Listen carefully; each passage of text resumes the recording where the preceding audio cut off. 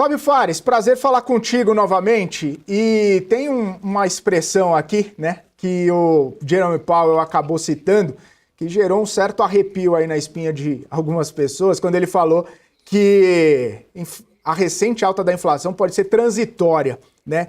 Isso pode trazer algumas más lembranças de quando ele citou, não uma, não duas, não poucas vezes, o cenário de inflação transitória, e deu no que deu, né? Demonstrando alguns erros de condução de política monetária. Você acha que ele está mais escaldado nesse momento ou talvez uma colocação, né, mal posta ali na fala de Jerome Powell?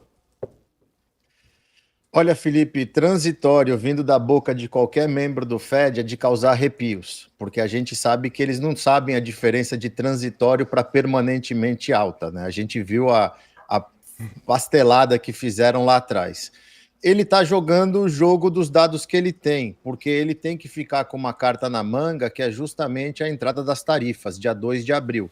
Tanto que ontem, depois da coletiva de imprensa dele, o presidente Trump colocou lá no Truth, que é a rede social dele, e depois replicou no X, antigo Twitter, falando, olha, o Fed devia começar a cortar juros logo, porque as tarifas vão começar e as tarifas vão mudar a economia americana, vai ser o que vai ajudar a equilibrar a balança comercial e a gente injetar dinheiro na economia.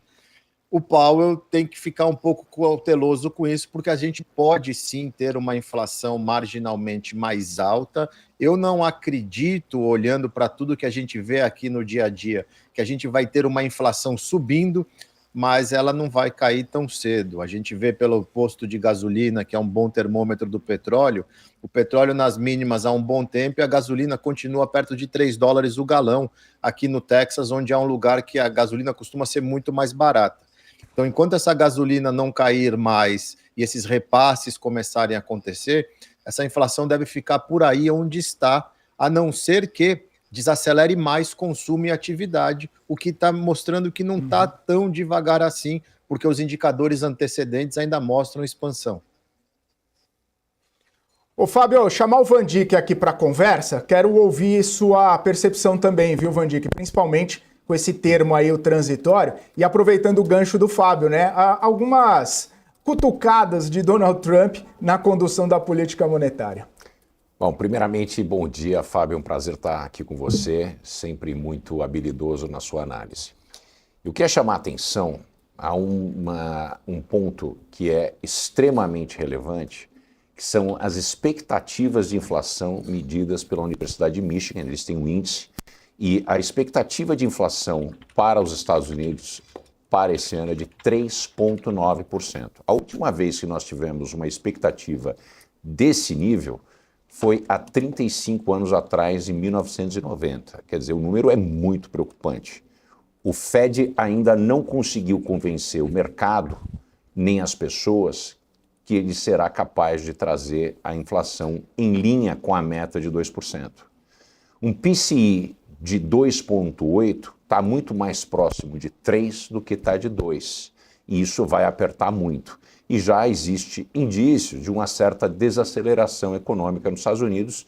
E o grande medo, e é uma coisa que o Fábio aludiu recentemente na fala dele, é a questão que o Paul Volcker encontrou os Estados Unidos exatamente numa posição como essa, que era de estagflação. Altíssima inflação com atividade bastante diminuída em função das taxas de juros, mas mesmo assim inflação alta. Quer dizer, uma das preocupações maiores que eu tenho é com relação a isso. Então, o que eu diria para fazer aqui um wrap-up, né? A condução da política monetária pelo Fed, principalmente pelo Powell, ela é manca, ela é muito ruim. Talvez o pior, o mais incompetente presidente do Fed já ter sentado na cadeira é o Powell. O fato dele falar de transitório me arrepia, porque todas as vezes que ele e membros do governo falaram sobre inflação ser ou estar num processo transitório, eles erraram de maneira retumbante. Então, eu tenho muita preocupação com isso, porque a inflação não é transitória. A gente tem um problema monetário, eu até posso dividir com vocês uma foto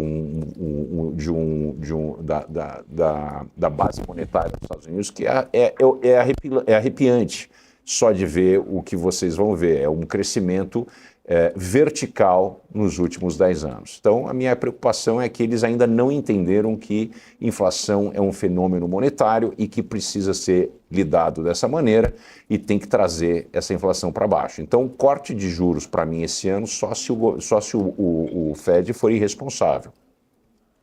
Ô Fábio, gostaria de ouvir se você tem algum comentário também a fazer, mas se o Fed vai ser irresponsável em conduzir, né, cortes aí ao longo desse ano, principalmente, claro, tá muito cedo, né, por mais que tenha a projeção de 2 cortes aí, seja pelo mercado, seja pelo próprio gráfico dos pontos do Fed, mas seria irresponsabilidade, teria espaço num cenário atual, numa leitura, né, atual? Olha, eu concordo, Felipe, 100% com o Van Dijk, que nesse momento não. Tanto que as pessoas que me questionam sobre quando vai cortar, eu não vejo corte antes do fim do verão, ou seja, lá para setembro, quando a gente vai ter mais clareza não só da inflação, mas da desaceleração da economia americana, que hoje dá pequenos sinais. A gente não tem sinais concretos que a economia está realmente desacelerando, o consumo está diminuindo bruscamente. A gente viu vendas no varejo na parte de controlados, veio muito forte. Era esperado 0,4%, veio 1%. Então, assim, você ainda vê uma atividade que preocupa e a gente sabe que no verão isso tende a ser exacerbado por causa de férias, viagem, fluxos sazonais e tudo mais. Se tiver cortes esse ano, o que eu acredito que a gente chegue perto de 4% para o final do ano, vai ser no segundo semestre, mas muito próximo do Natal, do que o mercado está achando em junho. Porém, de repente, o que nós podemos ver aqui e o que muda o jogo, porque daí vamos ter mais dados, é uma desaceleração mais forte da economia americana, os indicadores antecedentes mostrando isso, e com isso, basicamente, a inflação vai cair naturalmente, porque o consumo fica estagnado. A gente não tem esse sinal ainda. Então, eu concordo bem com o Van Dijk que no primeiro semestre é de uma extrema responsabilidade pensar em cortar juros. E no segundo semestre a gente vai ter que ter sinais claros. Eu não vejo 3 cortes, 2 seria bônus, e o primeiro sendo lá para setembro, outubro.